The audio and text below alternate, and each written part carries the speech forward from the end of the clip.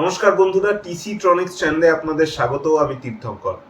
আপনাদের সামনে আজ আমি এক বিশেষ সিরিজ নিয়ে হাজির হয়েছি। এই সিরিজটা ডিজাইন করা হয়েছে পুরোপুরি পাওয়ার সাপ্লাইয়ের উপরে। এরপরেও আমি আরও অনেক ইলেকট্রনিক্স রিলেটেড ভিডিও নিয়ে আসবো, কিন্তু পার্টিকুলারলি এই সিরিজটা কেন পাওয়ার সাপ্লাইয়ের উপরে তৈরি করেছি সেটা সম্পর্কে আপনাদের প্রথমে কিছু জিনিস বলতে চাই। ব্যক্তিগতভাবে আমার এক্সপিরিয়েন্সে বা আপনারাও অনেক সময় এক্সপিরিয়েন্স করেছেন যে পাওয়ার সাপ্লাইটা কিন্তু একটা সার্কিটের কুইন্টেসেন্সিয়াল পার্ট। যদি আপনার পাওয়ার সাপ্লাই ডিজাইন ঠিকঠাক না থাকে তাহলে সার্কিটে বিভিন্ন ধরনের সমস্যা দেখা দিতে পারে, আর এই সমস্যাগুলোকে আইডেন্টিফাই করাটাও অনেক বেশি ট্রিকি আর অনেক বেশি ডিফিকাল্ট হয়ে পড়ে। তাই পাওয়ার সাপ্লাই খুব ভালোভাবে ডিজাইন করাটা এক ধরনের আর্ট বলতে পারেন, আর এর মধ্যে অনেক টেকনিক্যালিটিস রয়েছে যেই জিনিসগুলো পুরোপুরি জেনে পাওয়ার সাপ্লাই ডিজাইন করা প্রয়োজন। আর সেই যে টেকনিক্যালিটিসগুলো আছে, যে কিভাবে পাওয়ার সাপ্লাই ডিজাইন করা হয়, পাওয়ার সাপ্লাই কিভাবে কাজ করে, কোন পাওয়ার সাপ্লাইটা আমার সিস্টেমের জন্য আমি সিলেক্ট করব এবং কেন সিলেক্ট করব, ওই পাওয়ার সাপ্লাইটার আমার কি কারণে প্রয়োজন, এই সমস্ত জিনিসগুলো দিয়ে একটা তথ্য সমৃদ্ধ সিরিজ আমি তৈরি করেছি, যার এটা প্রথম এপিসোড।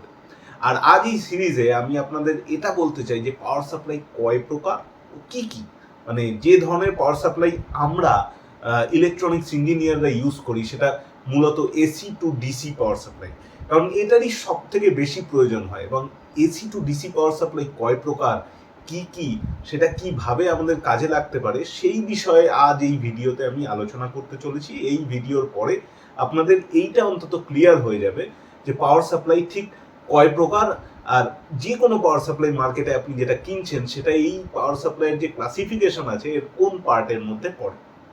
তাই ভিডিওটি আপনাদের শেষ অবধি দেখতে হবে। যারা যারা টিসি ট্রনিক্স চ্যানেলটিকে এখনো সাবস্ক্রাইব করেননি তারা অবিলম্বে সাবস্ক্রাইব করে নিন, কারণ আরও অনেক ইলেকট্রনিক্স রিলেটেড ভিডিও নিয়ে আমি আসতে চলেছি, যেগুলো দেখলে বা যেগুলো সম্পর্কে জানতে পারলে আপনাদের ইলেকট্রনিক্সের নলেজ কিছুটা হলেও এনহ্যান্স হবে, আর মূলত প্র্যাকটিক্যাল দিক থেকে আপনি সমৃদ্ধ হবেন। তাহলে আর দেরি না করে চলুন শুরু করা যাক।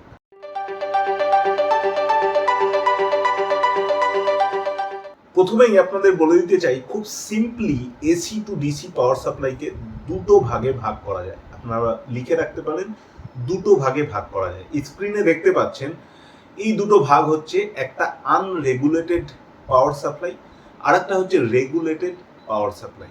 এই যে রেগুলেটেড, এই কথাটার মানে যদি এটা বাংলা অর্থ বলতে হয় তাহলে এই কথাটার মানে কি? রেগুলেশন মানে হচ্ছে কোনোভাবে আমি কতটা পাওয়ার লাগবে সেই জিনিসটাকে কন্ট্রোল করছি, আমি রেগুলেট করছি, ঠিক এতটা পাওয়ার লাগবে, ঠিক এতটা লাগবে, আমি সেটাকে কন্ট্রোল করছি। তো যেইখানে যে পাওয়ারটা ডেলিভার হচ্ছে সেটাকে কোনোভাবে কন্ট্রোল করা হয়, মানে বাড়ানো যায়, কমানো যায়, সেই পাওয়ার সাপ্লাইগুলো হচ্ছে রেগুলেশনের মধ্যে পড়ে।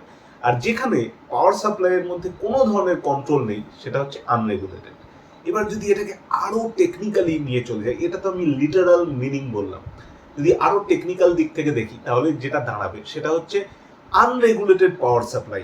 যদি এই জিনিসটায় আমরা ফোকাস করি তাহলে আনরেগুলেটেড পাওয়ার সাপ্লাই হচ্ছে সেই সব পাওয়ার সাপ্লাইগুলো যেখানে ইনপুটের ভ্যালু যাই হোক না কেন আউটপুটে তার সরাসরি ডিরেক্ট এফেক্ট করবে। কিরকম? যদি 230 ভোল্ট আপনি ইনপুটে এসি দিচ্ছেন, তার জন্য যদি ডিসি আপনি পাচ্ছেন কথার কথা সে 10 ভোল্ট, এই 230 জায়গায় যদি আমি চেঞ্জ করে এটাকে 210 বা 200 বা আরো নিচে নামিয়ে 150 ভোল্ট দিই, তাহলে এই সাইডেও তার এফেক্ট পড়বে। মানে ডিসি আপনি পুরোপুরি 10 ভোল্ট পাবেন না, এটা এইপারে ভোল্টেজ ডিক্রিজের সাথে সাথে এইপারেও ভোল্টেজের উপরে এফেক্ট করবে, হয় ডিক্রিজ করতে পারে আর অন্যরকম বিহেভ করতে পারে। এই ধরনের জিনিসগুলোকে বলা হয় আনরেগুলেটেড। তার কারণ হচ্ছে এখানে এসি সাপ্লাইয়ের উপরে পুরোপুরি আউটপুটটা ডিপেন্ড করছে, মানে এসি ভোল্টেজ এখানে ওঠানামা করলে এপারেও আউটপুট ওঠানামা করবে। এই পার্টিকুলার যে ক্লাসিফিকেশনটাকে আমি একটু আগেই বললাম, এই জিনিসটাকে বলা হয় আনরেগুলেটেড পাওয়ার সাপ্লাই। প্রশ্নটা হচ্ছে তাহলে রেগুলেটেড পাওয়ার সাপ্লাইটা কি? রেগুলেটেড পাওয়ার সাপ্লাই যেটা আমরা সচরাচর দেখে থাকি, যেখানে একটা ট্রান্সফরমার ইউজ করে পুরো ভোল্টেজটাকে আগে স্টেপ ডাউন করা হয়, স্টেপ ডাউনের পর সেটাকে ডিসিতে কনভার্ট করা হয়, আর ডিসিতে কনভার্ট করার পর ওখানে কিছু রেগুলেটর ইউজ করা হয়। সেই রেগুলেটরগুলোর মধ্যে জেনার ডায়োড আসে, সেই রেগুলেটরের মধ্যে কিছু ট্রানজিস্টার বেসড রেগুলেটর আসে, সেই রেগুলেটরের মধ্যে কিছু আইসি আসে, যেরকম 7805 বা এই ধরনের কিছু রেগুলেটর আসে, যেই রেগুলেটরগুলো দিয়ে ওটার ভোল্টেজটাকে আপনার সিস্টেমের ঠিক যতটা রিকোয়ারমেন্ট ততটাই ভোল্টেজ সাপ্লাই হচ্ছে, সেই ধরনের সিস্টেমগুলোকে বলা হয় রেগুলেটেড পাওয়ার সাপ্লাই। কারণ এখানে আপনি একটা রেগুলেটর ইউজ করছেন যে কন্ট্রোল করছে ইনপুট ভোল্টেজটাকে কিসের হিসাবে, ঠিক যতটা আপনার সিস্টেমের দরকার ঠিক ততটাই আউটপুট ওই রেগুলেটর থেকে পাওয়া যাচ্ছে, আর সেটা আপনার সিস্টেমে ইনপুট হিসেবে ঢুকছে, আর তা দিয়েই আপনার সিস্টেম চলছে। তো ভোল্টেজ আর কারেন্টের সাপ্লাই পুরোপুরি রেগুলেটর দিয়ে হচ্ছে। এই জিনিসটাকে বলা হয় রেগুলেটেড পাওয়ার সাপ্লাই। আরো ভালোভাবে আমি দুটো উদাহরণ দিচ্ছি। আনরেগুলেটেড পাওয়ার সাপ্লাইয়ের একটা বড় এক্সাম্পল হচ্ছে ট্রান্সফর্মার লেস পাওয়ার সাপ্লাই। এই ট্রান্সফর্মার লেস পাওয়ার সাপ্লাই মানে, হ্যাঁ, এটা আপনারা নোট করে রাখতে পারেন। ট্রান্সফর্মার লেস পাওয়ার সাপ্লাই আপনারা অনেকেই দেখেছেন মোবাইল চার্জারের জন্য, আরো অনেক ধরনের এরকম চটজলদি ডিসি পাওয়ার সাপ্লাই পাওয়া যাবে, এরকম ধরনের সার্কিটে ইউজ করা হয় ট্রান্সফর্মার লেস পাওয়ার সাপ্লাই। এটার ওয়েটও কম হয়, খুব হালকা হয়, আর খুব তাড়াতাড়ি পাওয়া যায়, কিন্তু এর এফিসিয়েন্সি অতটা ভালো না হলেও এটা দিয়ে অনেক ধরনের কাজ করা যেতে পারে। এই যে এক্সাম্পলটা দিলাম ট্রান্সফর্মার লেস পাওয়ার সাপ্লাই, এটা হচ্ছে একটা আনরেগুলেটেড পাওয়ার সাপ্লাইয়ের এক্সাম্পল। ওয়ারএজ ট্রান্সফর্মার দিয়ে যে পাওয়ার সাপ্লাই বানানো হয়, যেখানে রেগুলেটরের ইউজ আছে, যেগুলোর এফিসিয়েন্সিও খুব ভালো, স্টেবিলিটিও খুব ভালো, সেই ধরনের সার্কিটগুলো হচ্ছে রেগুলেটেড পাওয়ার সাপ্লাইয়ের এক্সাম্পল। তো আমি এই দুটো কথার মধ্যে দিয়ে কিন্তু একটা ইমোশন বা একটা ইনফরমেশন আপনাদেরকে কনভে করলাম যে আনরেগুলেটেড পাওয়ার সাপ্লাইয়ের কিন্তু স্টেবিলিটি একটু হলেও কম, আর রেগুলেটেড পাওয়ার সাপ্লাইয়ের স্টেবিলিটি একটু হলেও বেশি। তাই যদি আপনি সিস্টেম ডিজাইন করছেন আর আপনার কাছে যদি চয়েস থাকে, তাহলে go for regulated power supply. সেটা আপনাকে অনেক বেশি স্টেবল সার্কিট দেবে, আর অনেক বেশি মানে যে কোনো ধরনের হার্শ কন্ডিশনেও আপনার সার্কিট খুব ভালোভাবে পারফর্ম করবে। সেটা ট্রান্সফর্মার লেস পাওয়ার সাপ্লাই কিন্তু অনেক ধরনের প্রবলেম হতে পারে, এটা আমি প্র্যাকটিক্যাল এক্সপিরিয়েন্স থেকে আপনাদের সাজেস্ট করতে পারি। আচ্ছা, এখানেই শেষ নয়। রেগুলেটেড যে পাওয়ার সাপ্লাইয়ের কথা আমি বললাম, সেই রেগুলেটেড পাওয়ার সাপ্লাইয়ের মধ্যে আবার দুটো প্রাইমারি ভাগ দেখা যায়। মানে রেগুলেটেড পাওয়ার সাপ্লাইয়ের আবার দুটো পার্ট রয়েছে। এই চার্টটা দেখতে পাচ্ছেন, এই চার্টের মধ্যে যে দুটো পার্ট রয়েছে রেগুলেটেড পাওয়ার সাপ্লাইয়ের, সেই পার্ট দুটো হচ্ছে একটা লিনিয়ার ডিসি রেগুলেটর আর আরেকটা হচ্ছে সুইচিং ডিসি রেগুলেটর। এই যে লিনিয়ার ডিসি রেগুলেটরের কথাটা বললাম, এই লিনিয়ার রেগুলেটর হচ্ছে যেখানে একটা ইনপুটে আমি ভোল্টেজ দিচ্ছি, যেখানে একটা সার্কিটে ভোল্টেজ ড্রপ হচ্ছে, সার্টেন ভোল্টেজ ড্রপ, আর ওই সার্কিটের একটা ফিক্সড আউটপুট আছে, যেটা মানে true for every regulator we use. মানে 7805 থেকে শুরু করে আরও যে যে ধরনের রেগুলেটর আপনারাও ইউজ করেন সার্কিটের মধ্যে, সেগুলো প্রত্যেকটাই লিনিয়ার ডিসি রেগুলেটর। তো এই রেগুলেটরগুলো ইউজ করলে আমরা ট্রান্সফরমারের থেকে স্টেপ ডাউন করে 12 ভোল্টে নিয়ে এসে ডিসি কনভার্ট করে, যেটা ট্র্যাডিশনাল মেথড, সেটা দিয়ে আমরা সেই ডিসিটাকে এই রেগুলেটরের মধ্যে দিয়ে পাস করিয়ে আমাদের ডিজায়ার্ড যে ডিসি সেটাকে পেতে পারি।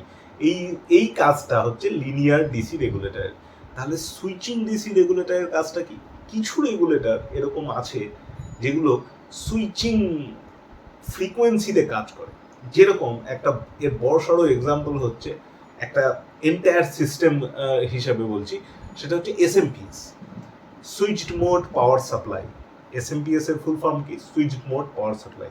এই এসএমপিএস একটা বিশাল বড় এক্সাম্পল এই সুইচড মোড ডিসি সাপ্লাই।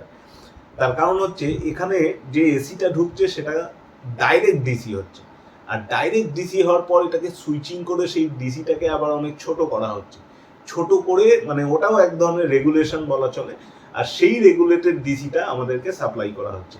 তো এসএমপিএস পপুলারলি মার্কেটে যেগুলো পাওয়া যায়, 12 ভোল্টে এসএমপিএস, 24 ভোল্টে এসএমপিএস, এগুলোর এফিসিয়েন্সি কিন্তু চূড়ান্ত লেভেলের, মানে দারুণ এফিসিয়েন্সি, দারুণ স্টেবিলিটি। তাই যখন আপনার সার্কিটে স্পেস আছে প্লাস বেশ বড় জায়গা রয়েছে, সেখানে আপনি ইজিলি একটা এসএমপিএস বসাতে পারেন। যদি আপনার স্পেস কনস্ট্রেন্ট থাকে, আপনার ছোট জায়গার মধ্যে করতে হবে, সেক্ষেত্রে আপনি যে লিনিয়ার ডিসি রেগুলেটর এক্সাম্পল দিলাম, সেই সব সার্কিট ইউজ করতে পারেন, অনেক ছোটোর মধ্যে হয়ে যাবে। কিন্তু যদি আপনার কাছে জায়গা থাকে, তাহলে অবশ্যই এসএমপিএস ইউজ করে দেখতে পারেন। এসএমপিএস এর অনেক ছোট ছোট সার্কিটও পাওয়া যায়, যেটা পিসিবি মাউন্ট হয়, সেই সার্কিটগুলো দিয়েও যদি আপনি আপনার সিস্টেমটা ডিজাইন করেন, সেক্ষেত্রেও আপনি অনেক অনেক বেনিফিট পাবেন, আপনি স্টেবিলিটি এফিসিয়েন্সির দিক থেকে অনেক বেনিফিট পাবেন। সুইচড মোড পাওয়ার সাপ্লাইটা এই কারণেই ইউজ করা হয়, টু ইনক্রিজ দি এফিসিয়েন্সি। কেন? কারণ এর আগেও আমি ভোল্টেজ রেগুলেটর নিয়ে ভিডিও বানিয়েছি, তো সেটা দেখতে পারেন এই উপরে আই বাটনে ক্লিক করে। সেই ভোল্টেজ রেগুলেটরের যে ভিডিওটা রয়েছে সেখানে আমি এটা আলোচনা করেছিলাম যে সব ধরনের ভোল্টেজ রেগুলেটর আপনার সিস্টেমের জন্য বেস্ট নাও হতে পারে। কিছু কিছু ভোল্টেজ রেগুলেটর একটা সার্টেন অ্যামাউন্টের ভোল্টেজ ড্রপ করে, তো সেইটা আপনার একটা পাওয়ার লস। কিন্তু সুইচড মোডে কিন্তু এই পাওয়ার লসের পরিমাণটাকে রিডিউস করা হয়। এগুলো আমি বিশদে আলোচনা করব। এটা আমার একটা, আপনি বলতে পারেন একটা রোড ম্যাপ আপনারা পেলেন, যে আমি যে চার্টটা আপনাদের কিছুক্ষণ আগে দেখালাম, এই চার্টের মধ্যে আনরেগুলেটেড পাওয়ার সাপ্লাই, এটাও আমি আগামী ভিডিওতে আনরেগুলেটেড পাওয়ার সাপ্লাই কিভাবে আপনি সার্কিট বানাতে পারেন, কিভাবে সার্কিটের প্যারামিটার সিলেক্ট করবেন সেইটা দেখাবো। সিমিলারলি আমি রেগুলেটেড পাওয়ার সাপ্লাইও দেখাবো, আবার লিনিয়ারও দেখাবো। আমি এসএনপিএস কিভাবে কাজ করে যতটা দেখানো পসিবল আমি সেটাও আপনাদের দেখাবো, যেটা দিয়ে আপনাদের কনসেপ্টটা ক্লিয়ার হবে। আপাতত আপনাদের কাছে এই ভিডিও থেকে আপনারা এইটা জানতে পারলেন যে পাওয়ার সাপ্লাই, যদি এসি টু ডিসির কথা বলি, সেটা দু রকমের। একটা হচ্ছে আনরেগুলেটেড আর একটা হচ্ছে রেগুলেটেড। রেগুলেটেডের মধ্যে আবার দুটো ভাগ রয়েছে, একটা হচ্ছে লিনিয়ার ডিসি রেগুলেটর আর আরেকটা হচ্ছে সুইচড মোড ডিসি রেগুলেটর।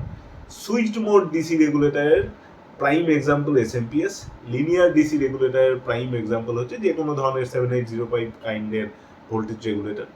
আর রেগুলেটেডের মধ্যে তো এই দুটোই পড়বে। আচ্ছা, সুইচ মোডের মধ্যে বাক বুস্টও পড়বে, এটা আপনাদের জানিয়ে রাখি। আর আনরেগুলেটেড পাওয়ার সাপ্লাইয়ের একটা বড় এক্সাম্পল হচ্ছে ট্রান্সফর্মার লেস পাওয়ার সাপ্লাই। আশা করি এই পুরো ভিডিও থেকে আপনারা নতুন কিছু শিখতে পারলেন।